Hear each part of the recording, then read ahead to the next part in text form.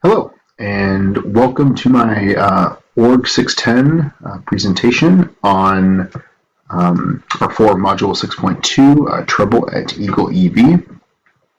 My name is Shane Corcoran, and I'm excited to have you with us today. So I'm going to go ahead and get started here.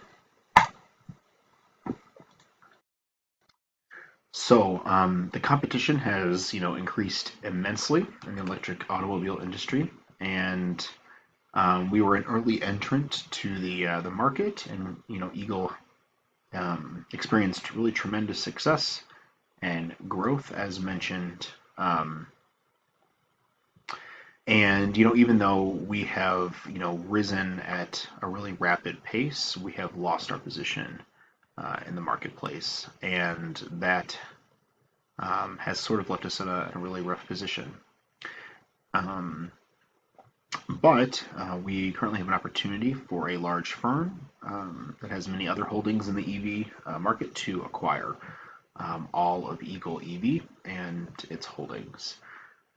So the agenda for today is to discuss what that transition and acquisition of Eagle into this buyer's landscape would look like, and some things to think about. So we're going to look at that new structure, and then I'm going to talk about leadership strategies for changing times. I'm also going to talk a little bit about leadership and for those that are not going to be brought along with the company and what that means for them. And then we're going to take a look at the cultural shift and impact that acquiring Eagle will have within the new company. So this is the new revised org structure. As you can see, I mean, if you remember from the last one, it doesn't look totally different, right?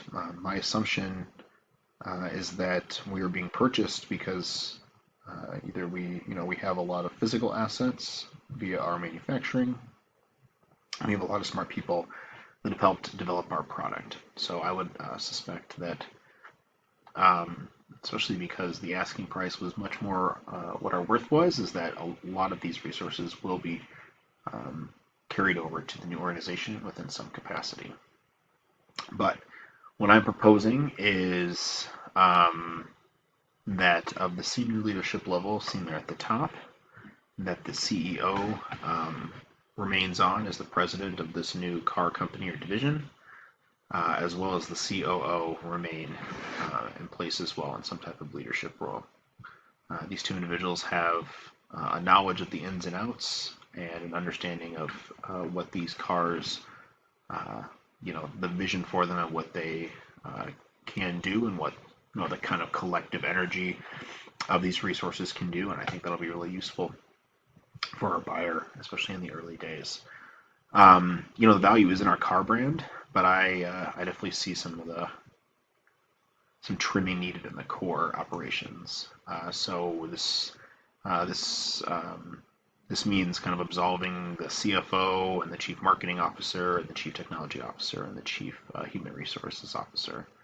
But I expect that the product lines themselves will be moving, as well as the manufacturing, as well as the design and the people that work on those. So then I would also suspect that all these different divisions are going to go, at least in some capacity. Maybe not all of them, and I would propose that any type of reduction in that, and looking to see which staff are moving over to be done sort of at that lower level with management above them who really knows their skill sets and strengths, and can make sure that it matches up with the new car company as best as possible. But this includes moving engineering and design, sales and marketing, information systems, sourcing and manufacturing, and some R&D over to the new company. As far as non-compete clauses, so I'm really going to be pushing for non-compete clauses to not contain like certain aspects of this process, right? So I think it's fair to say that I cannot be a direct competitor on a manufactured item, like manufactured passenger vehicle.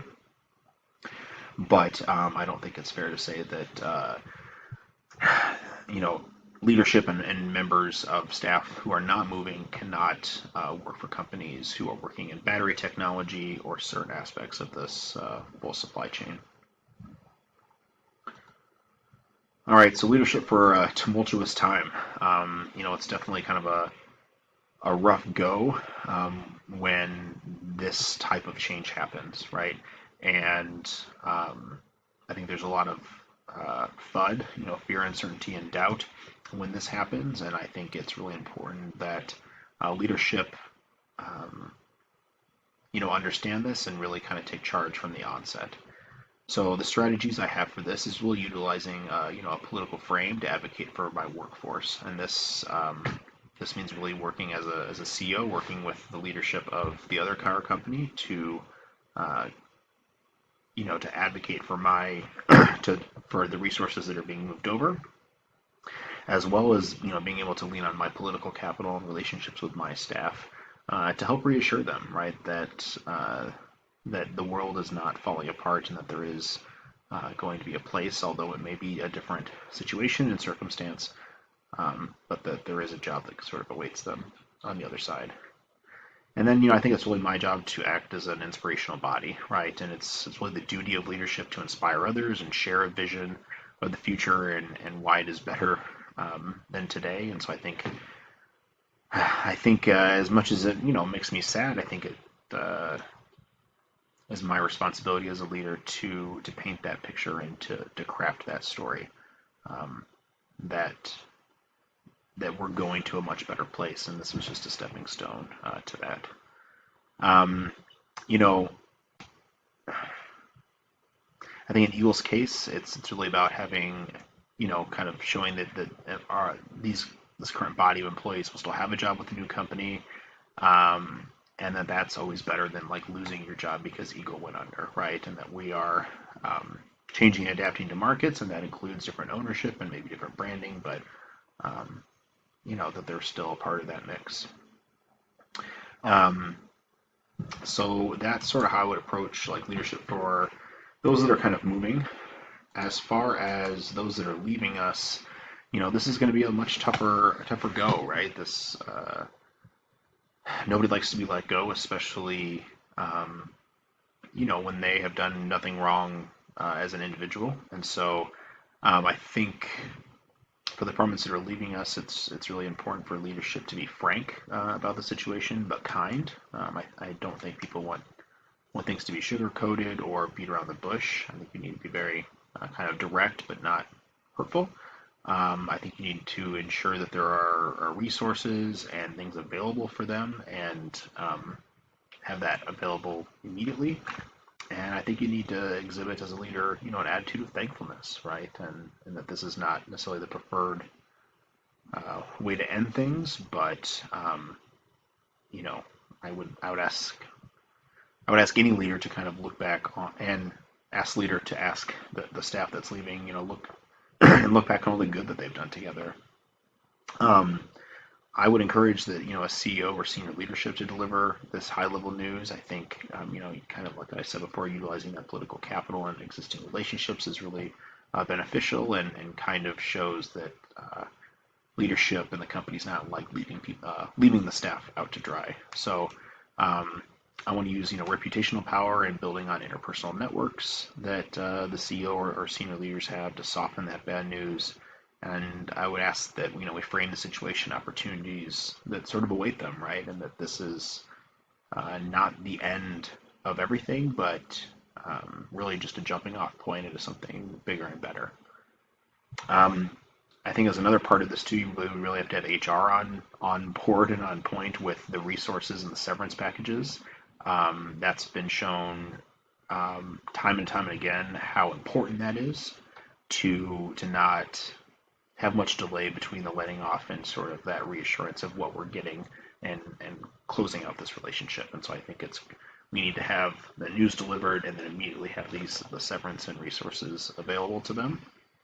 And then, as of course, we always need our IT resources to disable any physical and digital assets and access to them as necessary. So, um, that's sort of the strategy I have for that, right? It's how I would deal with the staff as well as sort of supporting them from a resource and like next steps, job searching in the future, and then securing the organization from kind of any malfeasance.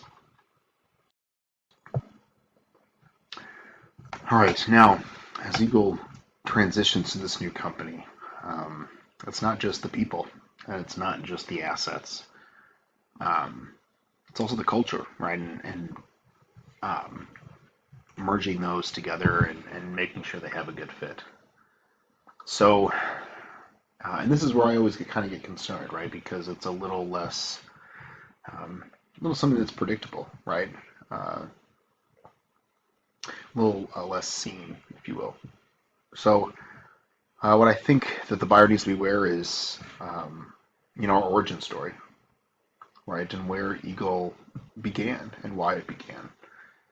And that may be the same as the origin story of the buyer, but um, I'm assuming this buyer is much, much bigger. And I don't know how much they've moved away from, leaning into that small time, uh, strap, bootstrap approach. I don't know if they adhere to that anymore. So I have concern about that, right? As our origin story really plays into our culture. Another thing is some of our different ceremonies that we have, right? We really focus on a decentralized, um, kind of control as much as possible and ideation process. And so we actually have big town halls fairly frequently where the greater organization comes together to share, innovate, and discuss. And as well as relieve any tension that we have, between larger groups of within the organization. So I hope that these ceremonies can be carried through in some capacity, right, as this really defines our company and in how we see problems and see authority. And as well as it may seem silly, but it's kind of our dress code, right? We have a work hard, play hard mentality, and that's shown in our dress, right? We, especially in this day and age, we're a little formal up top and a little more relaxed below, and it's kind of to show that we're here to put our best face forward. But at the end of the day, we're here to have fun and enjoy the moment and understand that everyone's probably just wearing sweatpants underneath, right? And not to take ourselves too seriously. So I have some general concerns about the culture and them shifting. Um,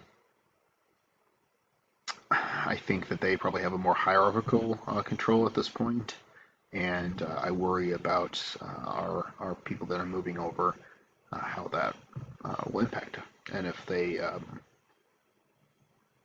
you know, if they can kind of fall in line and not fall in line, but if they can, um, be okay with that. So, but that's the transition of culture and things that I think the buyer needs to understand, right?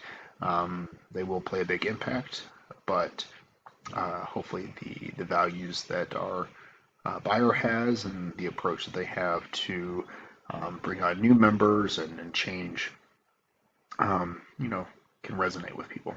So today we've looked at what happens when a buyer is sort of acquiring us and my proposed structure. Um, I also talked about leadership strategies for those individuals that are kind of moving over, but it still seems like a very uh, tumultuous time and a lot of change going on and uncertainty. And then I'm also provided some strategies for individuals that are not moving over and sort of what that means for them. Then we took a look at the culture of our company and how to mesh that up with the culture of our buyer and some things that I think could be of concern, but are not, um, cannot not be overcome. So I appreciate your time. Here's the sources, and yeah, thank you so much. Have a great day.